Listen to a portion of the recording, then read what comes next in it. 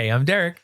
And I'm Noah, and you're listening to A Bite Of, where we take our current favorite pop culture obsession, and you know what we do?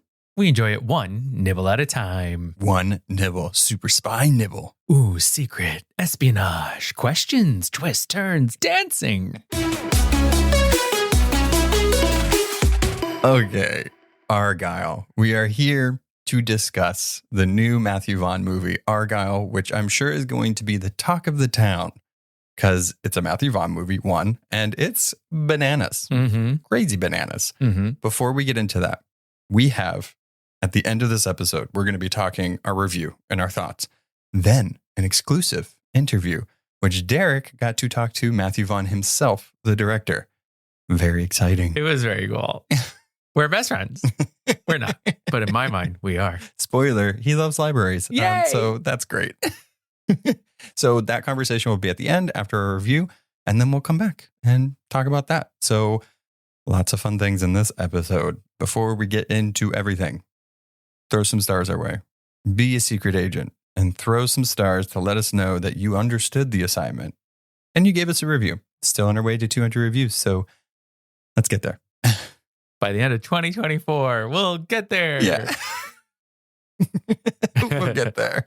And then last but not least, we have a Patreon. If you want to support the show, you like the show, go on there. $1 a month, get exclusive things. Lots of fun on there. We have a Discord, all of that amazing stuff. Everything that we talk about is always in the show notes. So just go down there. Just click down below. Also, major spoiler alert, both in our review right now and in the interview with Matthew Vaughn. Spoilers all over the place. So you have been warned. It's very confidential going forward. So if you have not got the proper clearance or briefing, don't go ahead. Boy, you are killing it today on this episode of the pod. You know I love spy and espionage things. 007. Yeah, baby. Yes. All right, so let us officially take a bite of Argylle. Directed by Matthew Vaughn and written by Jason Fuchs, Argylle follows mild-mannered spy novelist Ellie Conway, who is struggling with writer's block for the 5th installment of her series, Argylle. Heading home to mom's for inspiration with her cat Alfie in tow, she is launched into the middle of a plan centered on killing her. By her side is the rough-and-tumble real-world spy Aiden, who is tasked with protecting her from the evil crime syndicate, the Division. Worlds become blurred for Ellie as her fictional creation becomes reality, and that reality isn't exactly as it seems. Oh, no, it's not. Dun, dun, dun. Okay, so like we do with these reviews, what is your thoughts? After we got out of the screening for it, how did you feel? I think going into it, having seen Kingsman, knowing what Matthew Vaughn is capable of, this met all the Matthew Vaughn criteria, right? It was like people dressed sharply, fantastically weird characters, a bunch of craziness that happens, great action, lots of twists and turns, and it was just so much fun. Yeah, I think this is one of those movies where Kingsman, great movie, kick-ass, amazing, X-Men First Class. I mean, he has a good track record for creating serious stuff, but also like zany and bizarre things that just seem to work. And this one, I felt like he was experimenting, right? This is going to be one of those movies where if you don't surrender yourself to the chaos and just the bonkersness of it, you're not going to have fun. Right. And this is just a movie to have fun. And I really much enjoy that because I feel like we don't get those too often. Yeah. I feel like what he does so well is he takes something like Spy with Melissa McCarthy and he mashes it together with a James Bond movie, you know, like a newer Daniel Craig one, which is very serious. So he takes the best of both of those worlds. And I feel like you have to be willing to lean into that because you could so easily be like, oh, it was so ridiculous when this happened. It was so, but it's like that the point of the movies is that it's breaking that spy genre. Yeah. And it's having fun. Right. And I know I said that word like 3 times already, but it is just fun. I will say it is a little long. It's quite a long movie. It's over 2 hours long, especially for like a spy romp. But like, I just felt like if you kind of just like, okay, I'm here for this ride. I'm just going to see what happens. By the end of it, satisfied. Absolutely. You know, there wasn't, I would shave down some things, but those last 2 action sequences were so worth the wait because they're bananas. Yeah. I mean, let's just get into them, Okay, right? sure. It's so the first one is that Ellie and Aiden are backed into a corner. There's oil slick everywhere. So the only way she can defeat the henchmen that are surrounding her is by taking her boots, stepping hard onto some knives, and ice skating with her gun. She's using her memory of actually being an ice skater to not only slice and dice them, but then use a gun at the end. Yeah. When she's just spinning and shooting, I was like, this is great. Yeah. And it's on oil. Like, it was incredible. I've seen other interviews, and Matthew Vaughn has said that was actually one of the hardest action scenes to shoot. I would think so. Because it's so much with this ice skater whipping around the corners and the choreography with the guns and who's going down when. I can't imagine really kind of trying to keep that track of all that while you're creating it. That's why those people are paid to do what they do, right? It's absolutely. Like you make it work. Yeah. I like the idea of going to work and being like, yeah, we have to shoot an oil slick ice skating gun scene today. There's a lot happening. It's going to be tough. She's going to be spinning. She's going to be spinning and she's doing sow cows and stuff. Axles, it's just going to be bonkers. The other scene that we were talking about is when Aiden and Ellie as well backed into a corner and have to get out of the armory, just release one. I don't know why they have so many different color smoke grenades. I'm happy for it, but it is one of the most beautiful, I don't want to call it a dream ballet. It was like a action ballet almost. And they're dancing and there's smoke and the music. It's just phenomenal. Yeah. It's so much fun. It was, not to get, too sentimental about it, but it really solidified their partnership and them falling in love. This gorgeously choreographed smoke dance, which is also them murdering a bunch of people that are surrounding them. I really like, though, that we were talking about how it could be like kind of serious, like it's the spy, and then also it's like a comedy. And I like how these two action scenes, while they're unique and sure to be like crowd pleasers, but like we also have like straight espionage type action within the train, right? And so I like the balance between them because we got those like trying to get around those people, killing all these people in the hallway, fighting people underneath floorboards. It's great. I like the balance between the action as well. Yeah, 100%. That train scene is, it's the first real world Ellie action scene that we see. And so what's happening is that, so we see a couple of different vantage points, right? So we see Aiden fighting the people. And then we see her watching Aiden. We literally see her eyelashes as if we're looking through her eyes. And then we see Argylle fighting them as well. So it's all pieced together into this like one fantastically fight choreographed scene. We also see, so Alfie, played by Chip, who is Matthew Vaughn's real world son, feline son. We also see it through his little, like, I don't know, astronaut. The cat carrier. The cat carrier thing. It's so great. And so we're getting flashes of what she's seeing, what's really happening, and it all comes together. It's like Bullet Train within 15 minutes, basically. Yeah, I like the different POVs. It's a lot of fun. Let's talk about the cast a little bit, right? And their stories in this. The marketing in the trailer that you see for the movie very much just shows you the first like 10, 15 minutes or so with Henry Cavill, John Cena, Dua Lipa, all of them, Ariana DeBose. And it makes you think that like, oh, they're like fully in this movie and like Ellie is the subplot in a way. It's the other way around, which I thought was kind of smart. Going into this, I was like, oh, they're really not in this. Interesting. Yeah. But so it made it fun for a normal person, an author, to tag along with this spy, and then hilarity ensues, right? But I did like that they kept bringing them back. And towards the end, whenever we find out that the real Argylle is actually Ellie Conway, who's Bryce Dallas Howard, it would just made it fun because then she could still be part of the action and ending up, solving the whole conflict of the movie. Yeah. It was smart. It really was. I mean, I have to say, I think as a homosexual librarian watching this movie, it centers around an author and books, and Dua Lipa's in it. Granted, she's only in it for like 10 minutes, but she does her Dua Lipa thing. And so that first thing that we see is Argylle fighting Dua Lipa and John Cena as well as sort of like his right-hand man throughout all of that. And so it is really quick, and they do pop up throughout the movie, but you're right. It really does center on Ellie and Aiden in the real world. Now, rounding out the cast, of course, are two comedic but also dramatic geniuses, right? So we have Catherine O'Hara playing Ruth, who Emmy winning, Golden Globe winning, everything winning. Schitt's Creek, of course. Mm-hmm. And we also have Bryan Cranston playing Ritter, who was like the evil big henchman of the division. Right. And he won an Emmy for Breaking Bad. He's been Oscar nominated, but we also know him as the lovable dad for Malcolm in the Middle. Yeah. Too. I really liked these two together. This movie has so many twists and turns that after the 14th one, I'm not actually counting, but when it's revealed that the head of division is her parents, but then it's like, wait, no, they're not her parents. They just posed as her parents. And then it just kept going. I just kept going, of course. Yeah. Sure. Yeah. Yeah. Why not? But I liked it because then that gave us more Catherine O'Hara screen time. That gave us more Bryan Cranston screen time. It was just fun. I know some people might be like, it's convoluted. It's just like whatever stuck to the wall they would do. But that's what made it fun, because at one point I was just like, oh, okay.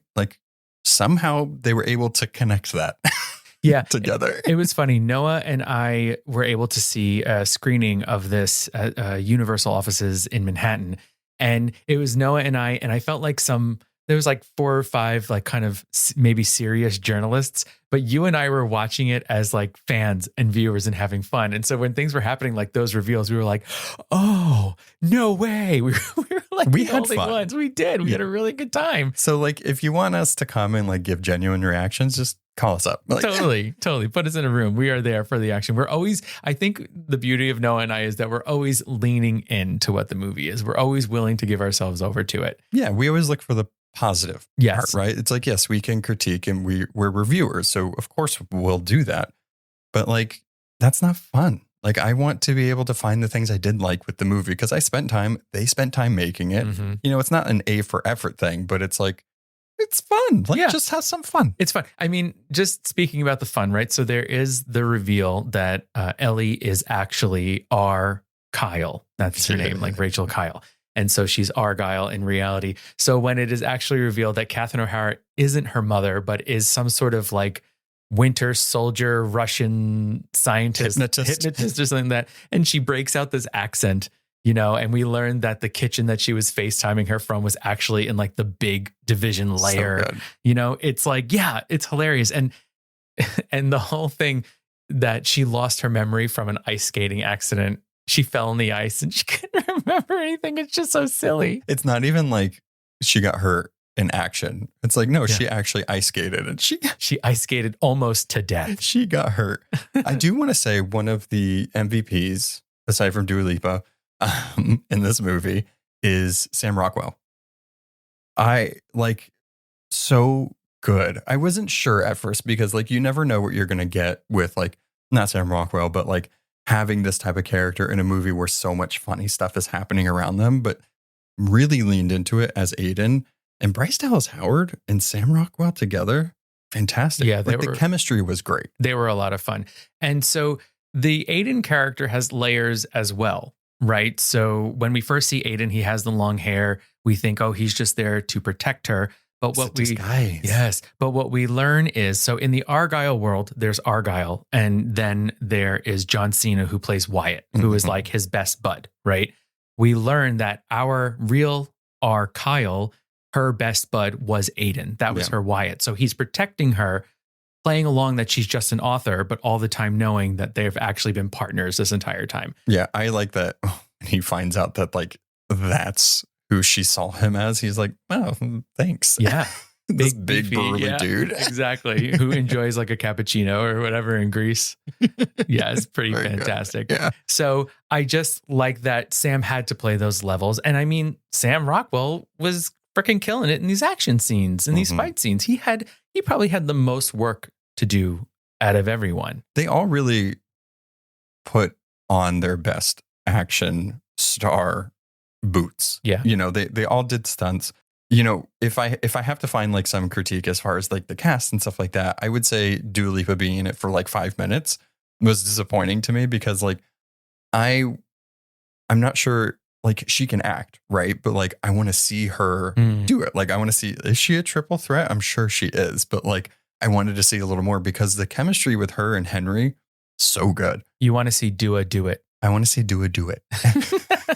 But whenever the whirlybird was one of the greatest things because it comes back again in the movie, but just seeing like it happen, that's like one of the first things that happens in the movie. And it's like, okay. And the funny thing is that in that scene, it's supposed to be like this very sensual dance. And then the whirlybird is basically her with her legs spread eagle going on his shoulders with her crotch in his face. And it's not really that sexy. But they're so serious. But they're so serious about it. And we get these very close-up shots of her face, of his face. And it's just too good. And like you said, the whirlybird comes back. And I was so entranced by the whirlybird. And I was doing some research and I found out that whirlybird is British slang for a helicopter.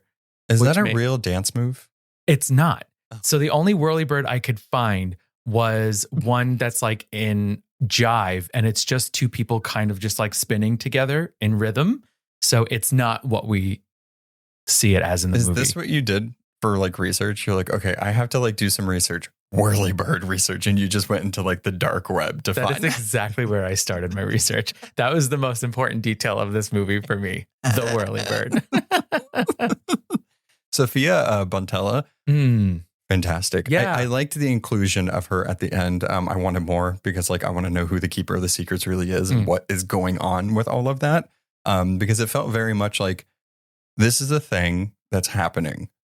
You're not going to know more about it until later, you know, because there is, I think it was announced that there's like a series being planned with like the real Argylle from this movie, Guy or whatever his name is, because we find out this is like in the Kingsman universe. Which I believe you asked Matthew Vaughn about that. So like, we'll leave that discussion for like the creator to talk about. But I do think it's interesting that it's like hidden, right? That like you have to see the movie to then find out like, oh, this is part of his like Vaughnverse that he's created. I was saying it's like the KCU. It's like the Kingsman Cinematic Universe. I did have some questions about that whole secret keeper. I was looking at that room trying to figure out what's really going on there. It's like, is it just like, I don't know, safety deposit boxes and she just has people's secrets? All the secrets. Exactly. They're all just flash drives all on there. Exactly. But what a job, you know, it's like, I have all your secrets. How do you become the secret keeper? You just start collecting. You're just a kid on the playground letting kids whisper to you and then you're like, I see some business in this. Just in case their memories get wiped, they need to know all the secrets. So what was, are you excited to see more? Like, are you excited to see like the show? Do you think there's going to be more Argylle? Because it is a real book. Yeah. Written by a real Ellie Conway.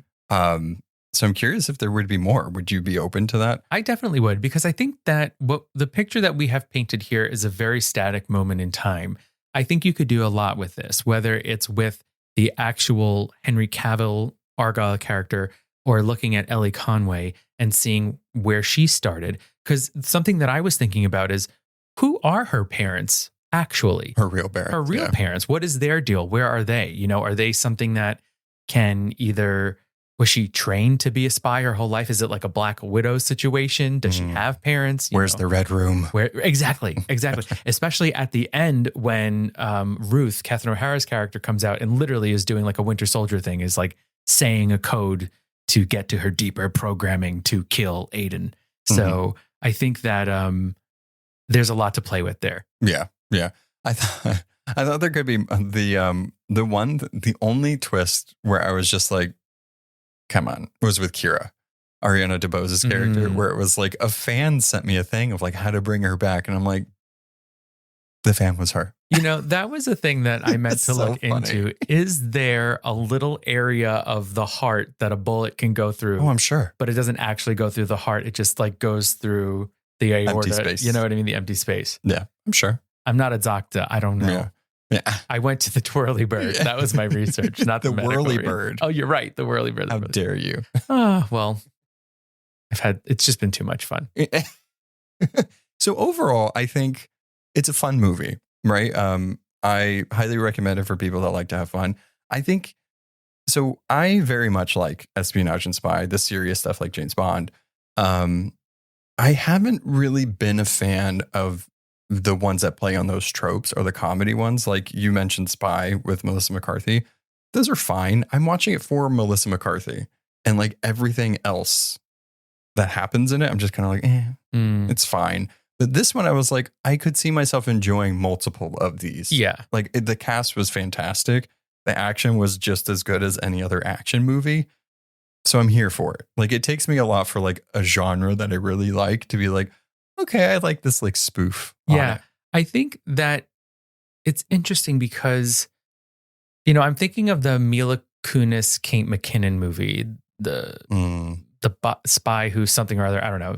But it was trying too hard to be a serious spy movie. Right. And it's like, but you have Kate McKinnon in one of the lead roles. Like, don't lean into the serious. You should be leaning into the comedy. Whereas this, I feel like, is very cognizant of what it is and what it's trying to do. And it's not trying too hard in either direction. It just exists in this sort of silly world. And I think that's what makes it work. Yeah, it doesn't take itself too seriously. And I think that you shouldn't take the movie too seriously because it's playing with you.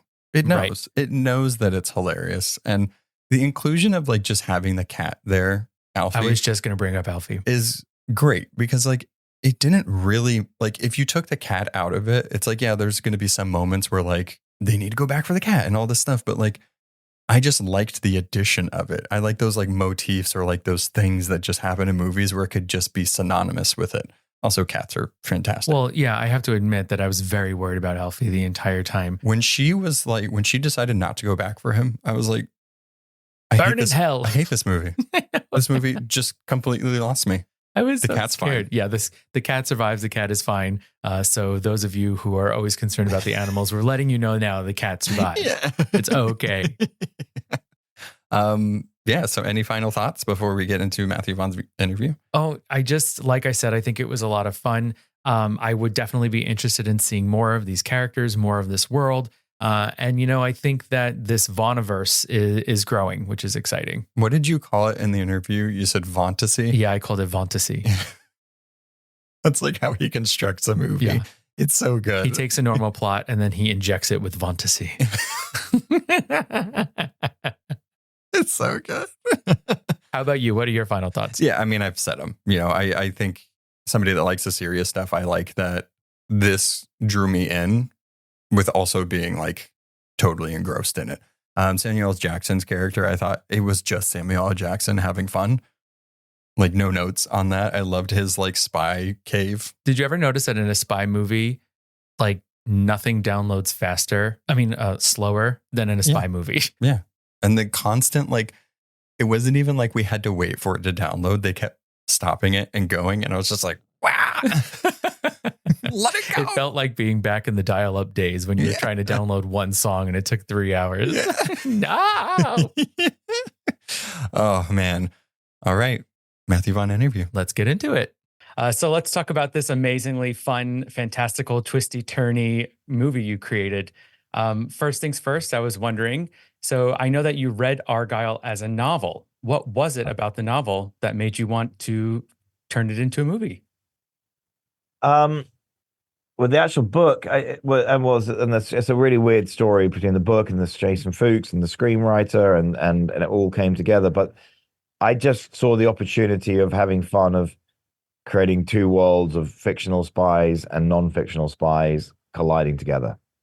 That was so it when a creative spark happens, why is it just happens. It's and when it does, I just follow it.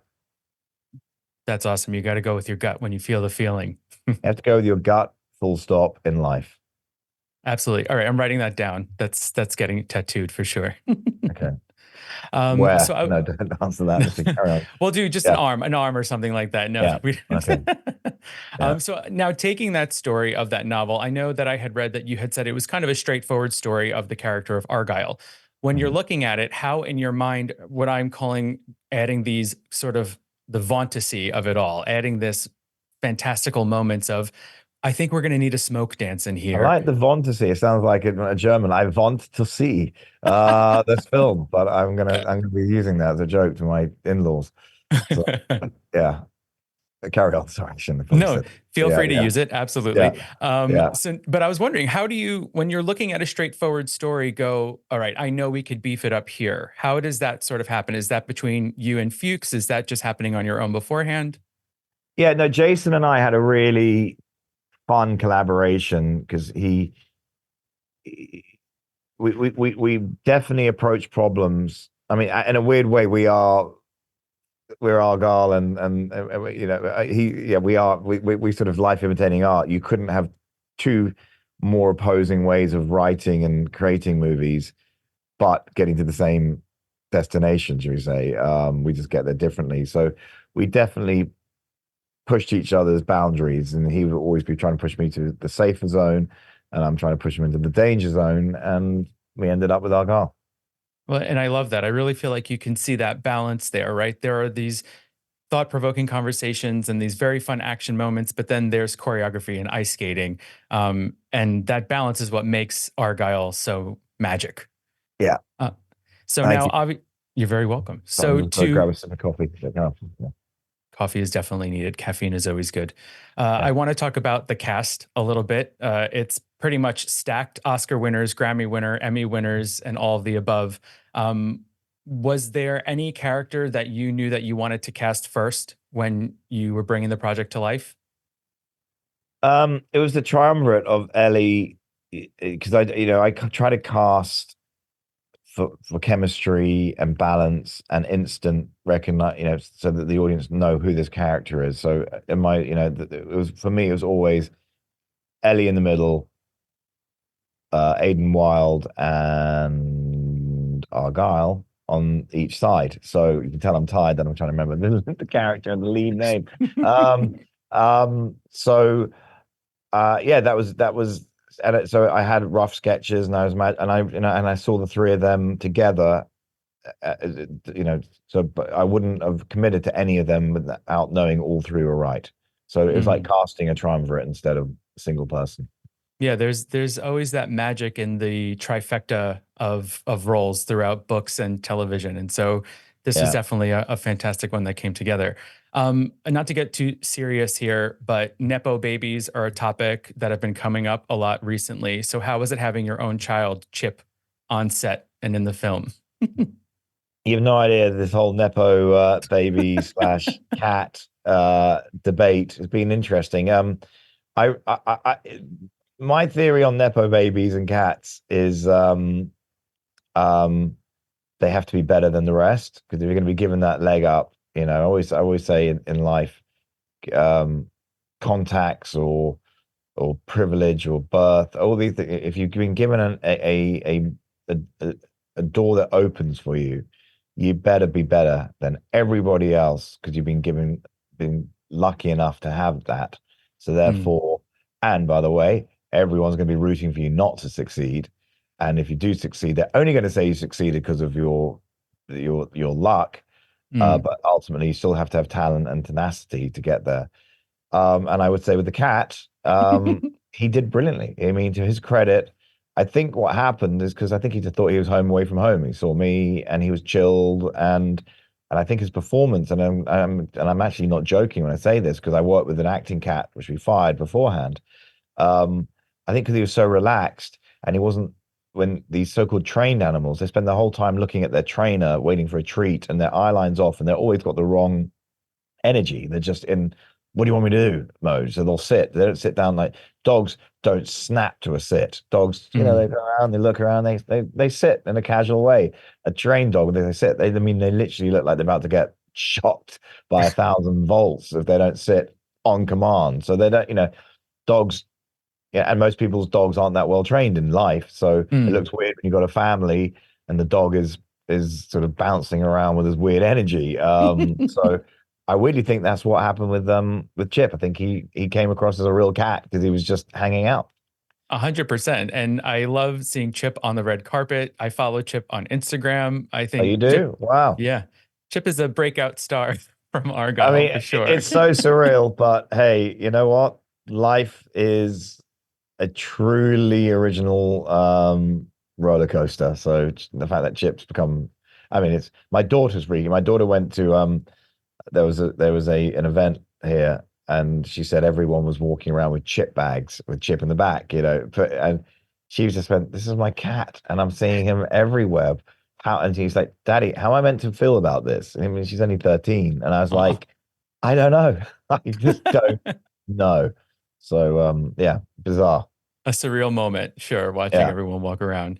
Um, Jumping back to the humans in the cast, I was so interested in the fight scene on the train. And so there again are those three characters. We have Ellie in the middle, and she's watching, from her literal point of view, we're seeing it go from, Argylle to Aiden back and forth. So in directing a scene like that, how are you piecing it together? How are you making sure that it all fits together so perfectly with the choreography? Well, you have to shoot it twice. So and that was fun designing an action sequence that, again, these two, they had to fight the same person in the same manner, but scrappy versus, like the super spy versus the scrappy Suave. spy, let's say Yeah. it. And um, but they had to get to that same place. So they both have to win. So how, and then having the fun. And then on the day, we'd only been totally concentrating on the fight choreography. And then I was doing that. I was like, wait, hold on. I think we can do a bit more with this. So I was like, Henry, do you mind saying the lines as well? I think we could actually intercut the line. I said, why are we only doing this with the fighting? Let's do it with the drama. And poor Henry's like, wait, you want me to, what? How much dialogue do I need to say? And I was like, just try it. And then I said, this is working. And then during the fight, I was like, Henry, actually stop. Look at the camera. Do me a favor. Just slowly put your hand through your hair and give me a wink. And he's like, really? I went, fuck it. What have we got to lose? And then the girls were fighting with him. And and I said to the two of them, don't tell him anything. Just give him a kiss on his cheeks. So he was getting ready to fight. And they went, and he was like, what the hell's going on? So it was a lot of seeing some magic happening and just being brave enough to try it. Because I always say, look, we can try it. If it doesn't work, hopefully I'll be clever enough not to put it in the movie. So sometimes it's different. So yeah, so that's good. Very cool. Nothing like keeping Henry on his toes on the day, Yeah, right? definitely. Since we're just chatting about Henry, I have to know, how did the flat top come about for Argylle? Well, I needed, again, we're trying to create a super spy that doesn't exist, right? So I thought, how can we create an icon in 5 frames, and so that's why the first shot you're seeing the flat top from behind, and then you see Dua Lipa. Oh my god, who is this guy? And then it comes around and he's like, oh my god, Henry Cavill, look at his hair. And he must be a very confident man, and good at what he does, because if everyone's like, wow. And I just wanted to create a silhouette that, have it here on the cap, where you can go, okay, he's the Argylle pattern, Nero, and flat top. So I needed to, it was all about building an icon immediately. And you nailed Instant it. icon, just add water and stir. You know what I mean? So Beautiful. Everybody needs it. Pick it up at your local supermarket. Yeah. And I have to say that I'm a librarian in my 9 to 5, so I feel like, and obviously a geek. So the minifigure. So you're a librarian. I have to ask you that, because how are libraries doing in the modern world? Libraries in the modern world are doing okay. They're becoming these amazing community centers where folks can go and learn new topics, be with their peers, talk about things that are going on. We are offering amazing ebooks and audiobooks that you can download right on your phone. But of course, being in the libraries, being a center for information, it's tough out there, especially here in the US with book bans and book challenges. So brave librarians are stepping up to fight the good fight to keep books on shelves. But, it's I hard love these books. days. That's why, look, this whole movie is a celebration of a book, and there is a book. And we please make sure your library has a copy of Argylle Book One, and make people read it, because we also wrote the book to try and get younger people reading as well, because it's all about the 18, 19-year-old Argylle. Mm-hmm. And I think reading is so important. I mean, if people say, how did you become a film director? I used to read lots of books, and the books put the images in my mind more than any. I still an image from reading is still more powerful to me than anything I see in a film. And you know, the mind is better than the camera. I applaud you for your day job. Thank you. And I appreciate your support and your love of books. And that was one of the things that was so exciting about this movie was seeing books and seeing Ellie as an author being celebrated, you know, Yeah, and having people want to see her speak. And of course, the collector of the books, their spines next to each other on the shelf was also delightful. So thank you. that's really great. We've spoken a little bit about fight choreography. I want to talk about the dance choreography that happens Yes. in the movie, specifically the beautiful, the amazing whirlybird. Where did Yeah. that come from? Well, the whole movie was about disco. When we wrote the script, and then we did meaning disco music makes you feel happy and stuff. And then I looked at a lot of disco choreography from the 70s and early 80s, and there was something I saw that was sort of similar to the whirlybird.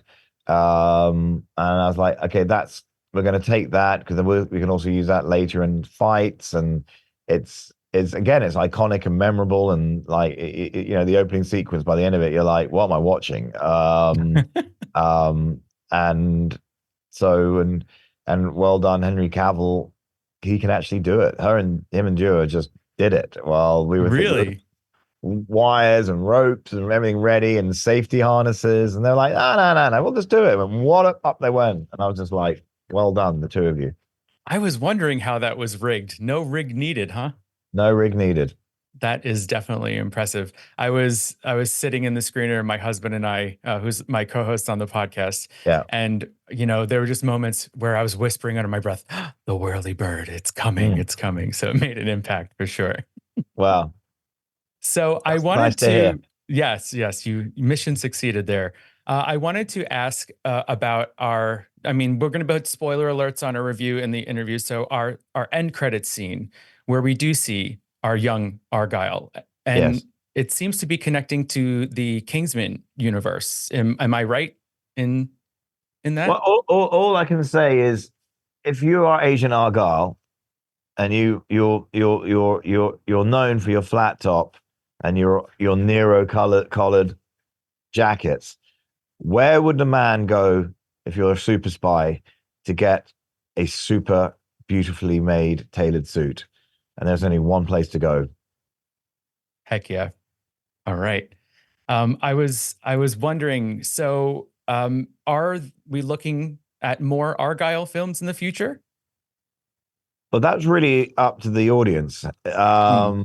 So I wanted to make a sequel to Stardust, but no one in America decided to go see it. So that got, you know, burnt. Oh, but yes, there's things planned, but you guys have to go see it. All Simple as right. that. It's really We'll make simple. sure. If there's a desire for a sequel, we will make one. If there isn't, then you know we're not that stupid. Fair enough. And you know, just as a wrap-up question here, on our podcast, we cover lots of things that are based on comic books. And in the past, you have created films from comic books. Is that something that you would look to do in the future? Films from if I found a comic book that I loved, yeah, it's Yeah. you know, source material. As I said, it's an instinctive thing. You read something, like I'm doing a musical at the moment, Yeah. and and David Chazelle sent me the script, and I read it. I went, I want to make this movie. I like it was a I made the decision on page 10, and by page 50, I was suddenly emailing everyone in my office sent the script saying, get reading. I'm halfway through it. I want to do this. And then I got terrified each page going, oh, is something going to happen to stop me doing it? But my instinct got bigger and bigger and bigger. And by the end, I said, this is it. Let's go. Is this your first musical that you're doing? My first full musical. I think, as you've just seen, I think there's musical moments without anyone singing in Argylle. That's one of the reasons, by the way, as well. There is some method to my madness. I was like, well, let's see what I'll start thinking about. What's it like working with choreographers and dancing? And so I was just wanting, you know, so the bits in Argylle, that was that. So. And then my last question, simple one. I know that Argylle was a bit of a pandemic project that started by watching movies with your kids. Have Correct. they seen Argylle? And I was wondering what they thought of it. Yeah, they've definitely seen it. I got thumbs up from my harshest critics. They really enjoyed it. I think they enjoyed it more. I think they were surprised because this one, they were involved a lot more because they saw how you make the sausage. And when you see how you make the sausage, I've never been to a sausage factory, but I got a feeling I won't enjoy the sausage as much if I went to one. So I think they were quite surprised. Because when you test movies, and even with film executives, there's like 20% of a real lift before a movie's finished. When from the CG, the music, the grade, all this stuff, suddenly it becomes a movie. And even on this one, some executives are saying, I think you should just get rid of the ice skating. You don't need it; it's too much. And I'm like, I don't know. I think when it's finished, it's going to be a pretty spectacular scene. And now we finished it, and even the executives are like, "Oh my god, we never imagined it. That's what it would be like." And I was like, "Yeah." So sometimes, you have to. We said at the beginning of this podcast, follow your instinct, trust your gut. It won't let you down. Your head can Your head gets you in trouble. Your gut keeps you balanced. And it can really lead us to an amazing place where there is a fight scene with guns, ice skating. And that's what we needed for sure. Yeah. Well, yeah. Yeah. The men in the white coats they're outside waiting for me, but I hope to get a few more interviews. Don't let them get you. There's too much goodness in the world that you need to bring. Well, Matthew, thank you again so much for chatting with me on A Bite Of. It really means a lot. And I'm so excited for the world to see Argylle. Well, thank you. Thank you very much. So that was a very cool way to spend a Wednesday morning chatting with the director of Argylle. Just like such a cool, chill guy. And it's so interesting to see how chill he is, but these zany, wacky things that he can think of. Yeah. And it's like he says, I love how he's like making a joke, but he's telling it to you seriously. Mm-hmm. I was just like, this dude's cool. Yeah. Also, his Argylle hat. Yes. I want it. The fit was on point. The glasses, the Argylle hat. I mean, the man knows what he's doing. Obviously, he's married to Claudia Schiffer, people. So they're Chip the cat is his son. Is his son. They're just an awesome family all around. But I really just loved some of the details he told us about how our favorite Dua Lipa scene, how there was absolutely no rigging involved. And, Henry Cavill can just lift Dua Lipa up and hold her in that spin. I mean, he should be able to. Yeah, with those pecs. Yeah. It's not just for putting computers together. The dude's folks. been The Witcher and Superman. Yeah. He could do the whirlybird. He could lift a Lipa. He could lift a Lipa. For sure. But what an awesome opportunity. I mean, this entire Argylle thing, getting to go to the screening and talking to Matthew, I am fully invested, and I really hope that you all watch Argylle. And I love bringing all of you along with us. That's what this is all about, right? Mm-hmm. You're at our table. We're having fun with the things that we love. Let's see what's next. Let's snack together. Our podcast is like a charcuterie board. You can we always have tons of variety out there. So pick and choose what you like. Yeah. One, we're covering Percy Jackson for months, and then we switch to this, because that's how you consume media anyway, Mama, that's pop culture one nibble at a time. All right. So till next time. Bye, folks. Bye.